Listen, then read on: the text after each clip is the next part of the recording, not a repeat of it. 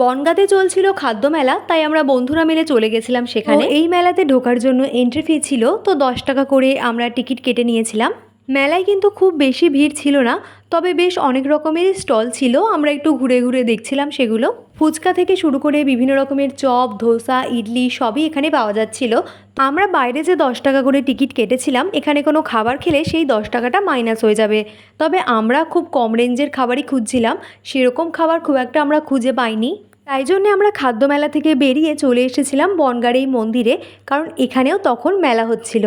তো ওখানে প্রথমেই আমরা চলে গেছিলাম ঠাকুরের কাছে, ঠাকুর দর্শন করে তারপরে আমরা চলে গেছিলাম মেলায় ঘুরতে। এখানে তো নর্মাল যেরকম মেলা হয়ে থাকে সেরকম মেলা বসেছিল, মানে বিভিন্ন ধরনের সাজগোজের জিনিস, খেলনার দোকান, ব্যাগের দোকান, বিভিন্ন ধরনের খাবারের দোকান, এইসব স্টল এখানে ছিল। মেলায় কিছুক্ষণ ঘুরে নিয়ে আমরা চলে গেছিলাম ফুচকা খেতে। দেন ফুচকা খাওয়া হয়ে গেলে আবার মেলায় একটু ঘুরছিলাম। তো এই সফট টয়েসের দোকানটা দেখো কি দারুণ দেখতে লাগছে না? যদিও এখান থেকে কিছু কিনিনি আমি, বাট দেখতে খুবই ভালো লাগছিল, তাই ভিডিও করে রেখেছিলাম। তারপরে চলে গেছিলাম যেখানে কানের দুল, হার এসব পাওয়া যাচ্ছিল সেই দোকানে। এখান থেকে বেশ কয়েকটা জিনিস আমরা কিনেও ছিলাম। আমরা মেয়েরা মিলে মেলায় আসবো আর কোনো সাজগোজের জিনিস কিনবো না, তা কি কখনো হয়? যদিও এসব জিনিস যদি নাও কেনা হয় তাও দেখতে বেশ ভালোই লাগে।